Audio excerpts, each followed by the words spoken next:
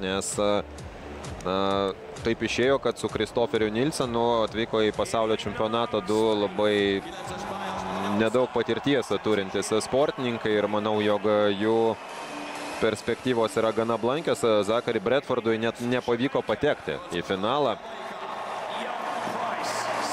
Ir faktiškai visa atsakomybė griūna ant būtent Nilseno pečių. Na, o dabar vėl sugrįžkime į takelius. Dabar jau moterys 4 po 400 metrų. Pirmasis bėgimas iš 2, reglamentas lygiai toks pat kaip ir vyrų bėgimuose. 9-ajame takelyje startuos Ispanija, 8-ajame Jamaika, 7-ajame Nigerija, 6-ajame ką tik matėme Kanada, 5-ajame takelyje Prancūzija, 4-ajame Vokietija,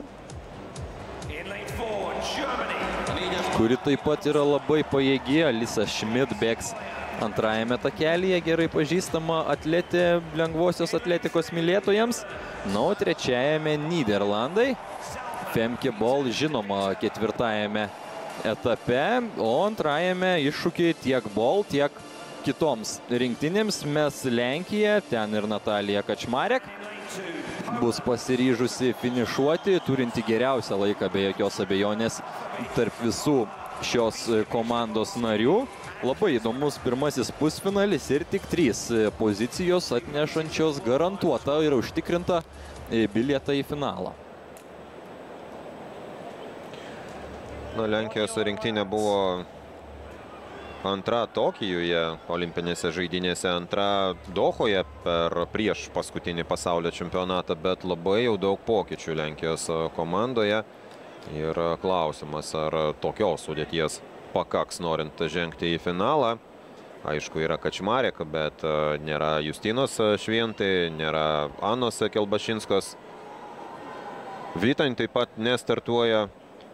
Veteranė dar viena, kuri buvo tos estafetės komandos tarsi toks ramstis. Na, o Nyderlandai be Lieke Klaver kol kas. Bet ir tokia sudėtim su Femke Bol paskutinėme etape ko gero turėtų žengti į finalą. Na, o Klaver turėtų prisijungti jau finale, jeigu rinktinė prasibraus į jį. Kol kas Jamaika panašu diktuoja tempą 1-ajame etape.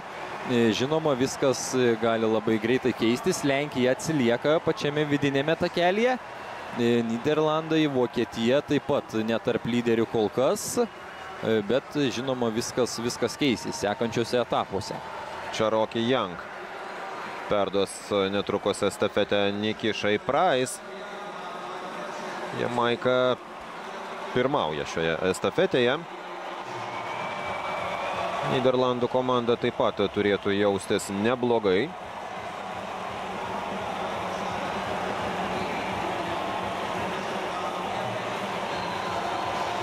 Dabar sportininkės subėga į pirmąjį takelį. Būtent tokios yra taisyklės, tokios pat kaip ir 800 metrų distancijoje, kuomet matome sportininkus subėgančius į pirmąjį taką. Jamaika vis dar pirma. Paskubėjau dėl olandžių, nes pasirodė, jog antra, trečia komanda perdavė estafetę, bet matom dabar jau susijungus atletams antrajame rate, jog tik 6 poziciją kol kas Olandės užima. Kathleen Peters bando šiek tiek pagerinti situaciją, braunasi į 5 poziciją ir toliau atiduoda lazdelę Lizan Devite.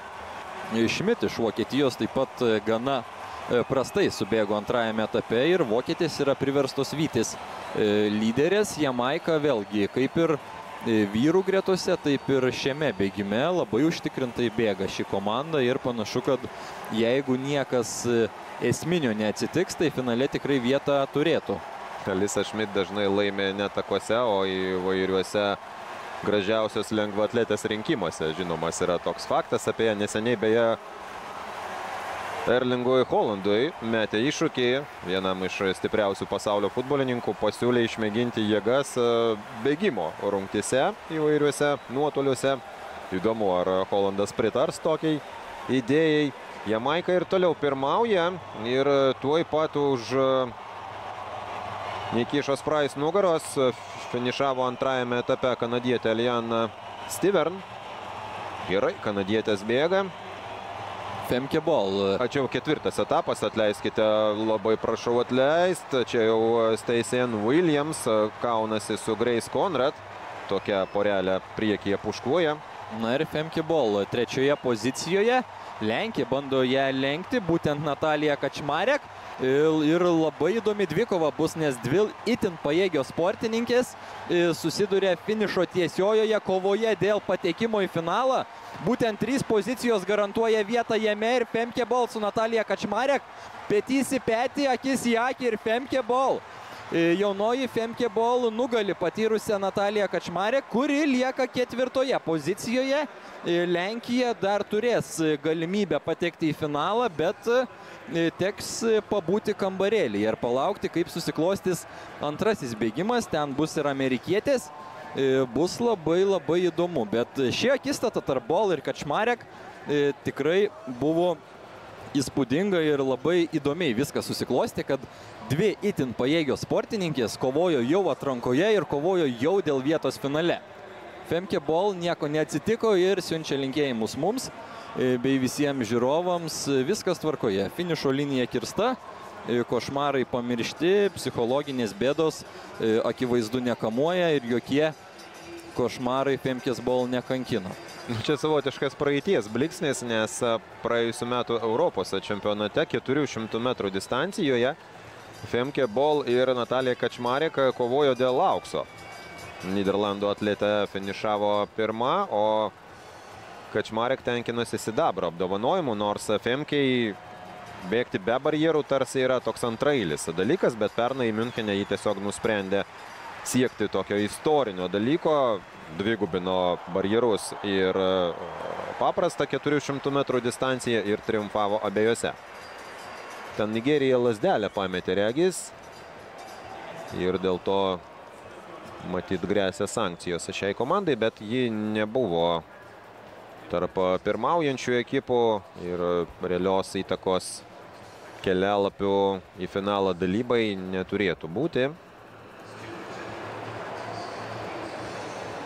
Matysime pirmojo bėgimo rezultatus. Taip, Nigerija ir Ispanija ištiko nesėkmės. Prasčiausiai yra šių šalių rezultatai.